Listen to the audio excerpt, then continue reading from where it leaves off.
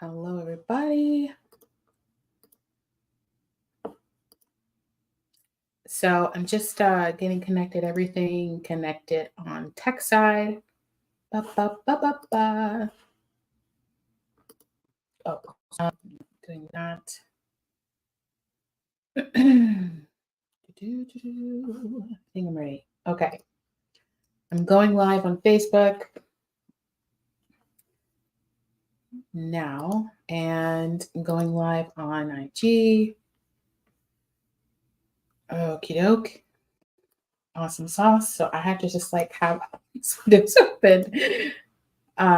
Cool. All right. Awesome. Hello. So I'm actually going to take the next few minutes and answer some questions that I often get when I start working with someone. And I thought they would be really helpful for you because, well, heck, life be life in as a service-based business owner. Can I get an amen? There is something going on in the marketplace and it's impacting everybody. It doesn't matter what size business you have. But of course, over a third of small businesses in the United States have closed due to pandemic. So between 2020 and now, businesses are just closing left and right. And then we also have the challenge that we're just starting to experience of baby boomers retiring. So we have their businesses to also consider.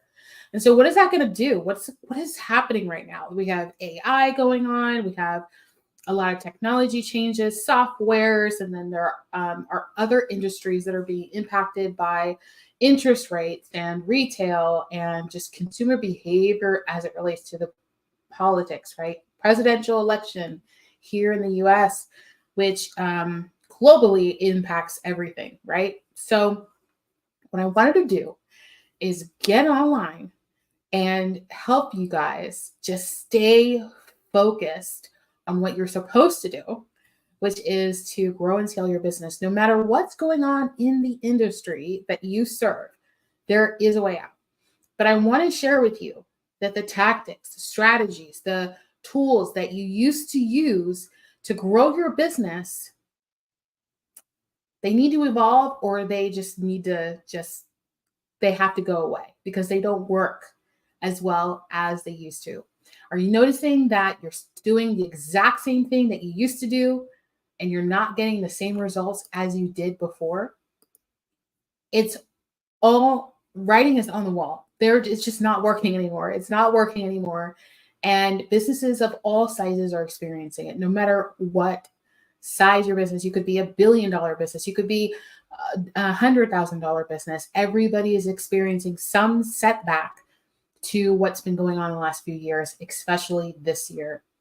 And I don't know if you've noticed, a lot of celebrities are getting into the whiskey business intentionally, right? They have somebody looking and paying attention to the market. And so when I start to see trends, I pay attention. We have to pay attention to what's going on. And so that's a big indication, a sign. I could be completely wrong, but an indication and a sign that we could potentially be going into depression. So what happens when the market goes down? What happens when the market goes up? What are we doing in our business? It's all related, right? It's all connected. And we can't act like as if our business is this silo bubble on the side here. It's all connected. We're all connected in some way or some way. And we just need to notice that, acknowledge it, and pay attention. Instead of working against the flow, work with the flow. Allow things to work with you. It's kind of like walking against the wind, right? It's just a little bit harder, requires a little bit more energy. But if you have the wind on your side, it is pushing you in the direction that you are naturally walking in. So instead of working against all that's happening and trying to convince your clients and your customers and your partners that no, we got to stick to the way that we always used to do it, the old way, the way that's always worked. Realize that your buyers are evolving, and so you have to evolve with your buyers. So let me go straight into the questions. Let me check the chats and the comments because they're all over the place here. Cool. Got there. Okay. Okay. Awesome. Awesome. Awesome. All right. So I'm going to go straight into the questions here. So I asked the question and a few people answered. I've got, I think here 12. So I'm going to try to go through the rapid quickly. Um, so the first question, the question is, what is the number one challenge you face in your business? And here's their question. We are in a time where people are conditioned to want or expect things for free. YouTube, video, classes, even products and services. Well, thank you so much for your question. It's not that people want things for free. It's that people want to understand more the problem they have. I don't believe that people want things for free. People want things, the right people, like, right, there's people who are just like, I just want free, and they're just not looking for a solution. In my opinion, they're looking to find people to commiserate their problems and their pains, because they're just either not aware that the pain is a pain, or they're not willing to make the adjustments and changes to have a transformation. They prefer to stay stuck. There are actual people like that. They just want to be stuck. And in that instance, it's very rare. It's very rare. But in that instance, you just have to kind of like let them consume what they need to, because they're on a completely different track, path, and trajectory. They're consuming at a different level. And that's completely fine. And actually reflects back to the 37 buyer types. If you're interested in that, I can share more about that in another video. But the 37 buyer types really means that there's not just one type of buyer that you're supposed to serve. You're called to serve clients and customers, and also partners. It's also, there's other buyers other than this one type of niche target market. And niching still works. It's just, it just doesn't work the same. Like, there's just a lot of formulas that are just adjusting and evolving with how people are functioning and working. So it's not always going to be the same as it used to be. We just have to evolve along with our customers, our clients, and our partners. Okay. So to answer your question, it seems that way, that people love free. But what people are actually doing is getting solutions for symptoms. So I call this symptom solution in my consistent cash system. And system solution is just like the low-hanging fruit. It's well, I don't know whether or not I need a Band-Aid. Well, the question really is, why did you get hurt in the first place? Can we avoid the root problem? But instead of looking for the root problem solution, because they don't know, they're not an expert like you, they're looking for Band-Aids.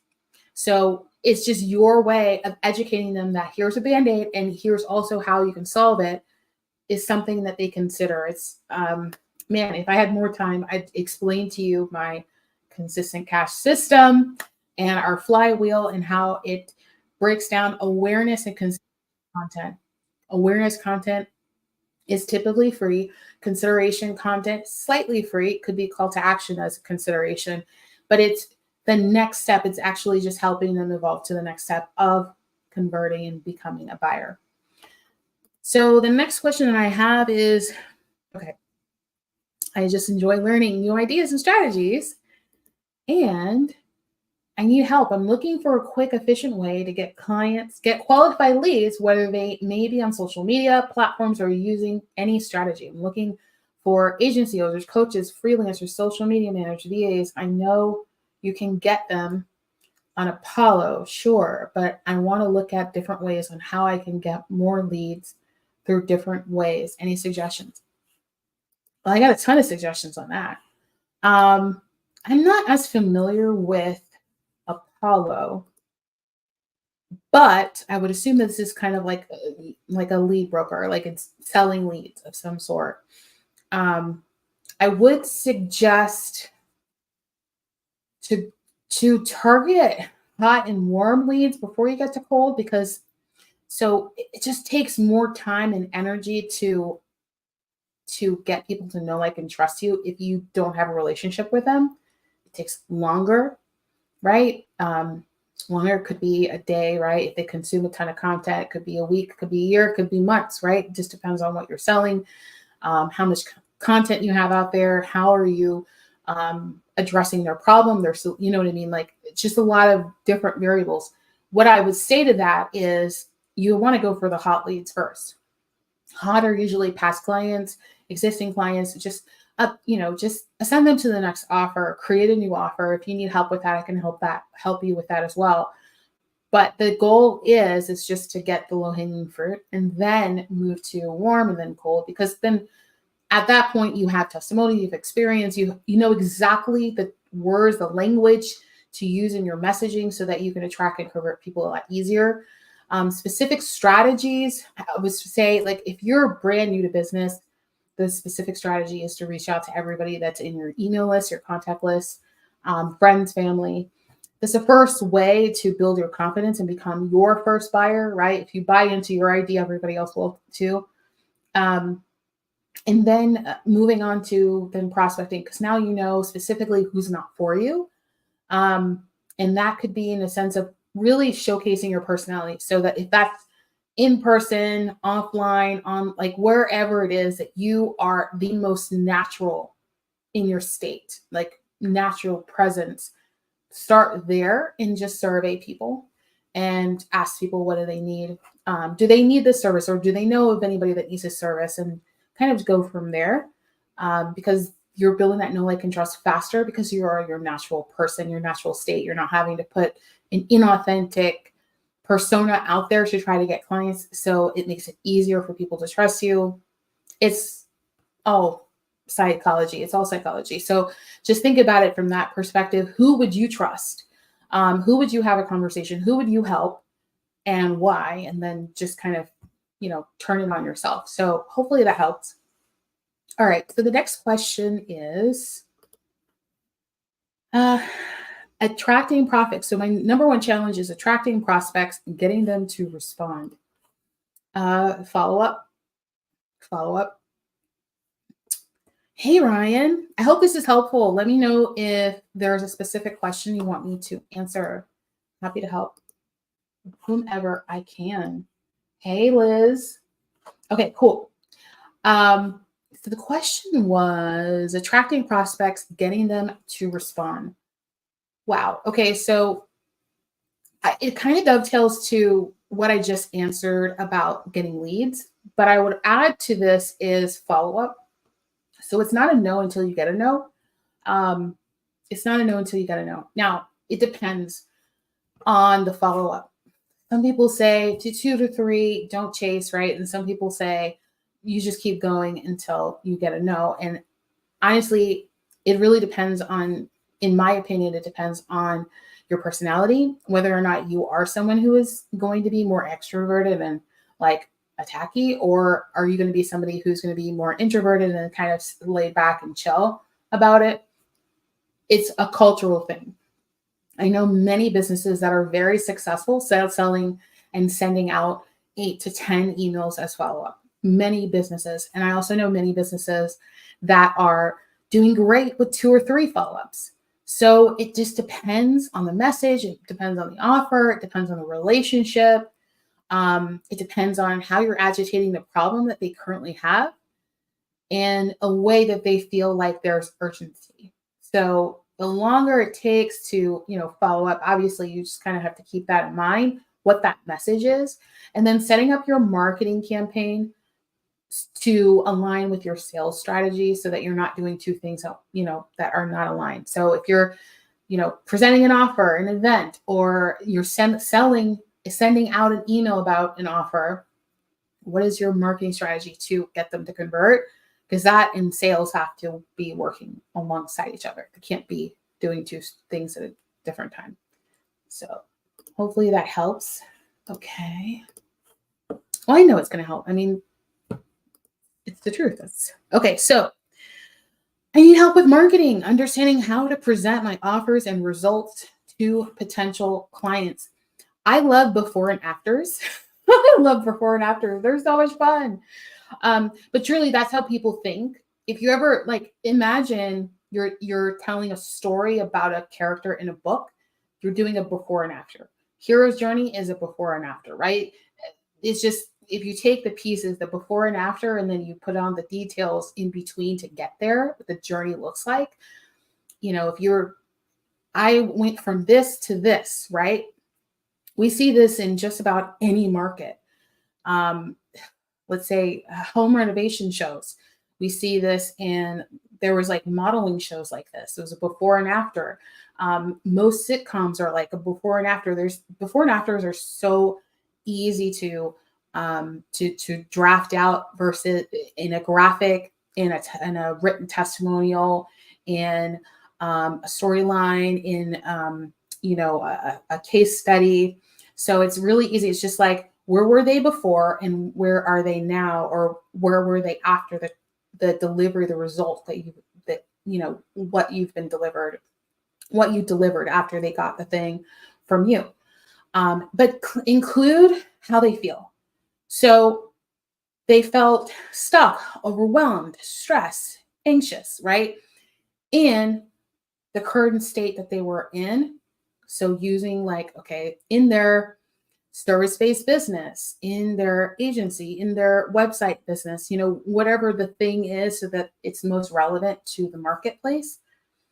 And then do the same thing on the back end. So just kind of, and then highlight the differences. So, only had 5 clients and now they have 50 clients, right? And only was at 6 figures and now they're at 1 million, right? So just kind of highlighting those markers in testimonials, whether they're written in video or in a graphic, is very powerful, because that's what people want, is they want to see who you've helped and how you've helped them.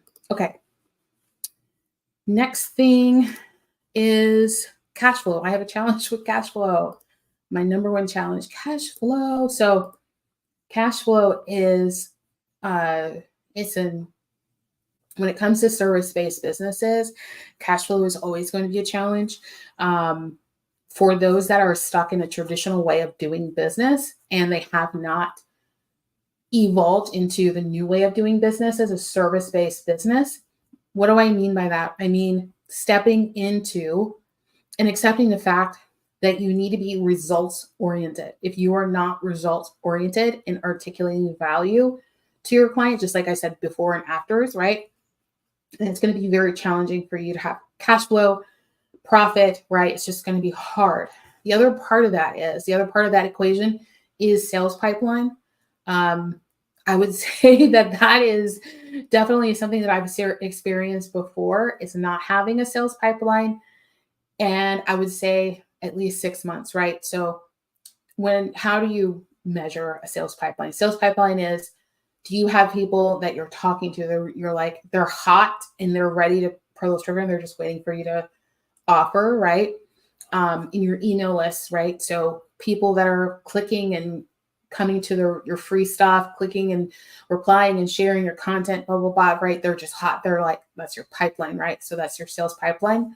So in your agency or your service consulting, your coaching, like, who are the people that are ready? So like, if you dropped an offer today, they pick it up, right? So you want to at least have something that's going to build a backlog of business. So if you can only take 10 clients at a time, 5 clients at a time, whatever it is, your students, however your terminology is, then it's like times however, 6 months, at least 6 months, 3 to 6 months, so that you're good and you're nurturing them and maintaining them. And then once you have an open spot on your calendar, you can take another one. Now, the other thing about cash flow is you can always increase your offer value. So, because especially when it's in demand, right? So this is like economics 101. You can increase your offer off your price, your investment, your client's investment, so that they can get in.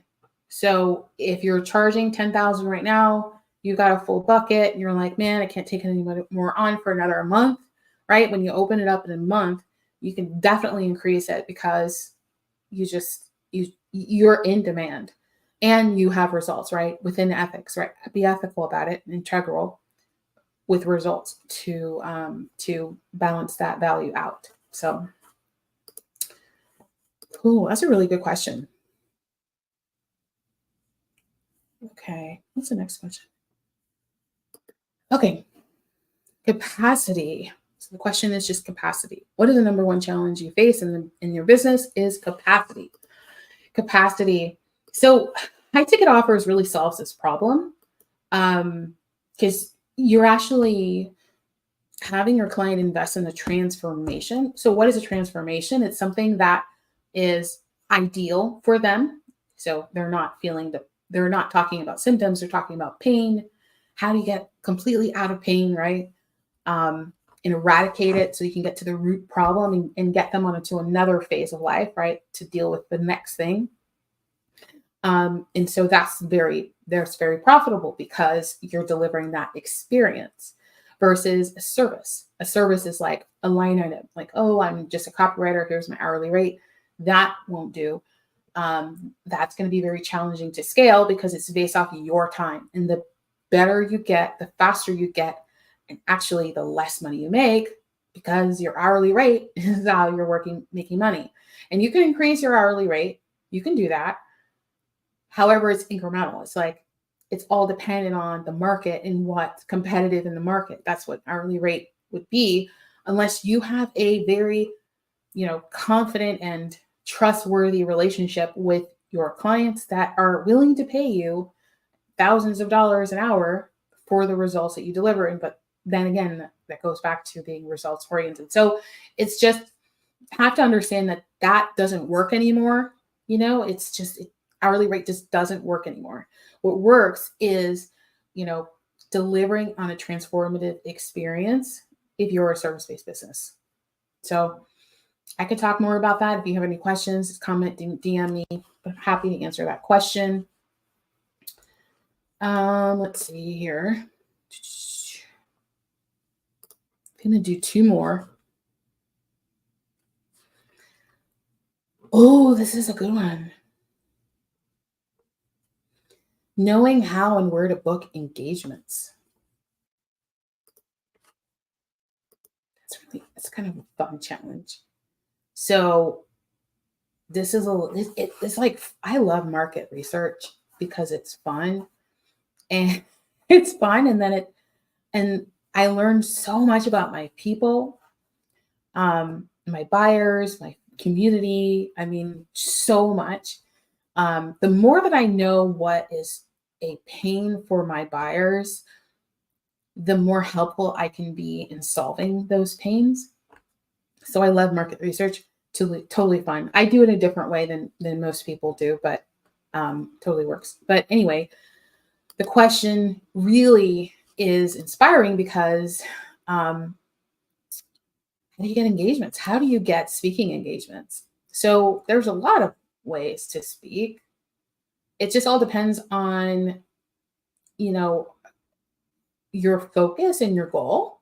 So let me take one example. So for most of my career, over across 2 decades, I've helped a lot of organizations, big and small, get booked on stages, like in professional organizations. Super easy thing to do when you know how to do it. So I'm going to give you a quick ninja trick, and then we'll move on, because it depends on your goal.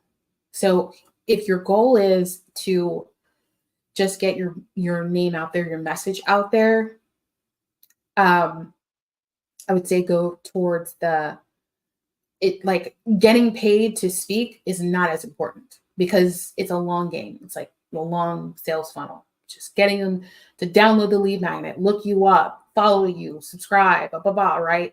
So that's a different strategy versus like trying to get paid to speak on stages. Totally two different things. So, but I would say that the strategy to get paid on stages is building up that rapport, that relationship, and finding out what pain they have that you can help them solve for their membership. Just example, professional organization. So looking back at past events that they've hosted and looking at their speakers and, their sponsors and the topics that they've covered, the themes of the events, and seeing is there a trend? Is there a speaker that comes back every year? Is there a topic or theme that is represented every event?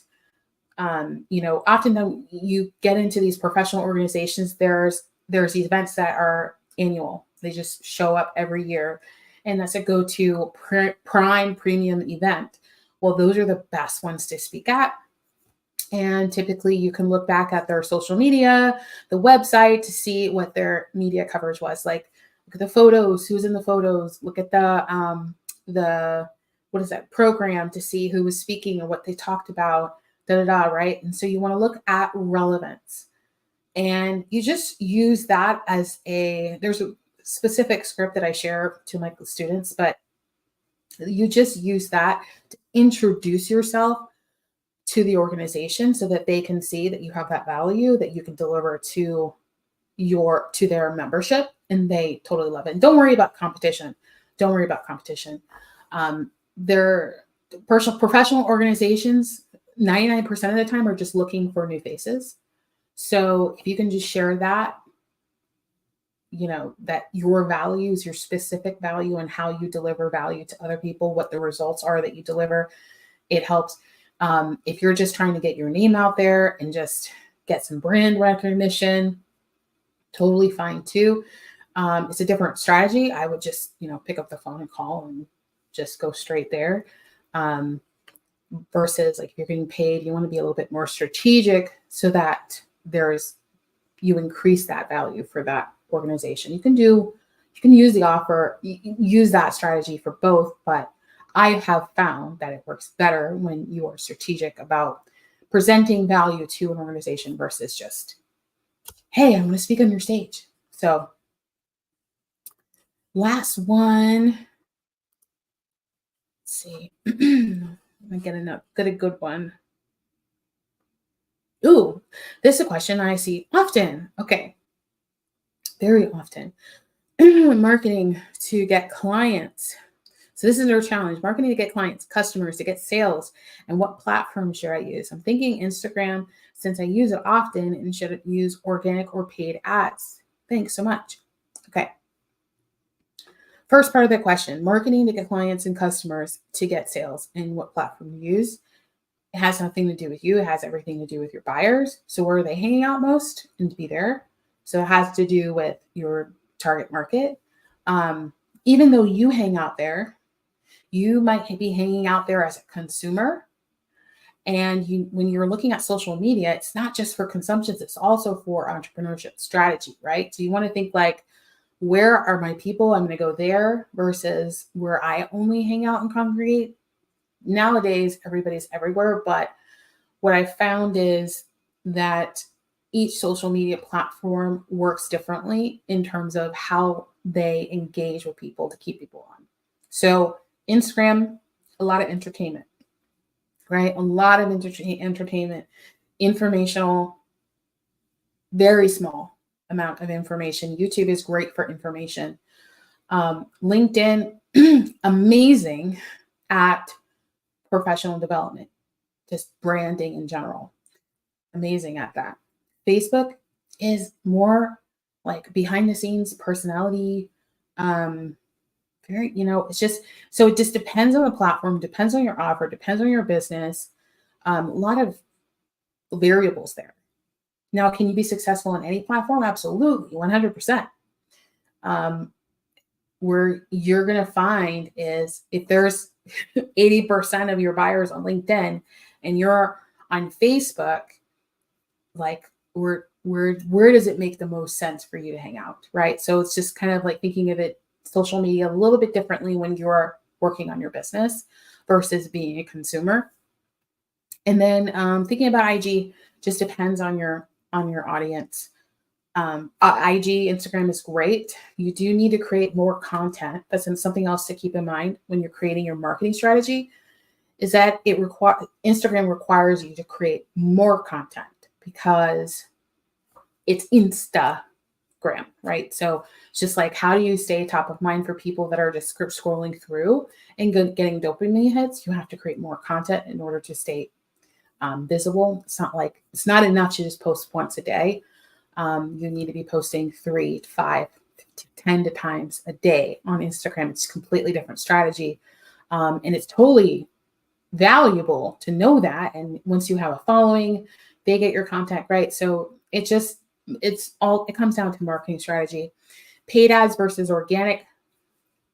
I have never ever recommended anybody to start with paid ads if they have not done organic messaging, right? It's kind of like throwing money away. It's like the messaging, your call to action, the graphic, the copy, like everything matters. Target market, is it alignment to the target market? Do you have the right audience? It's just, oh, there's so many moving parts to that. So start out with organic, get a nice funnel going, get some results, and then you can put that money into paid, because then it's just literally taking exactly what worked really well and putting it into paid and then just blowing it up. So paid ads, you have to keep feeding it. Organic, it just lives on. So it's just, you got to kind of think of it too that way as well. So maybe aligning it to a marketing campaign or sales launch, so that you can get the most out of that opportunity. You often don't see people like influencers doing ads throughout the entire year. It's usually during a season, like a campaign season, and then they drop down, they do their analytics, they research, they track, and then they modify, adjust, and then they come out again. So just, with paid ads, it's a little bit more, you need a little bit more strategy, which means that you need a lot more data. So hopefully it helps. Well, that was fun. I hope that was helpful for you guys. I hope that you found value in just like going through these questions that I often get. If you do have any more questions, DM me in wherever you're watching this, and I will happily, give you advice, suggestions. We can hop on a quick call and talk about that strategy and how to implement it. But I wanted to invite you as well to this upcoming Consistent Cash Masterclass. And honestly, I love these masterclasses because it's about really helping service-based businesses get unstuck so that you can rebuild stability in your business and you can strengthen your business for now in the future. And if you understand how to create high ticket offers, if you understand how to align your passion with your purpose, and your business can actually be something you love opposed to something that you're trying to get away from, right? And really just showing up as masterfully authentic in your messaging, this is the masterclass for you. So I'm going to make sure to put a link to the event so you can get more value out of that. It's a 4-hour masterclass. We have so much fun. It's like a party, and we have so much fun. We go through a lot. I'm going to talk to you guys about the 37 buyer types. That is amazing. There's nothing like this on the internet that exists, but it's so powerful. It has helped so many of my clients really get unstuck and be strategic about their relationships with their buyers. So totally cool. You'll definitely want to be there for that. And then we'll talk about high quality clients and in-demand offers. So it's not that you need to create a new service or a new product. It's just that you need to package your offer differently so that you attract the right people and that you sell it more frequently, more effortlessly, right? So no more, charging for very little money and a lot of time.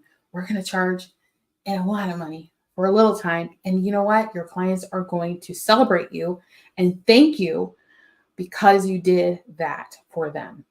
We're going to talk about pricing. This is always a scary part for a lot of people. They're like, what do I price? What do I price?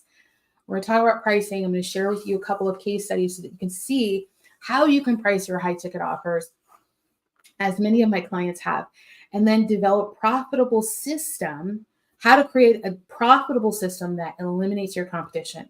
Because I guarantee you that the majority of your competition does not have a system. They don't have a system. They don't have a strategic system, step by step, to get through a client and to deliver it as a product. No, they haven't. They don't have that. If you have that, it changes things. It changes things. It diversifies your business and allows you to breathe a little bit more, knowing that there's a system in place. And as long as you use the system, you work the system works, right?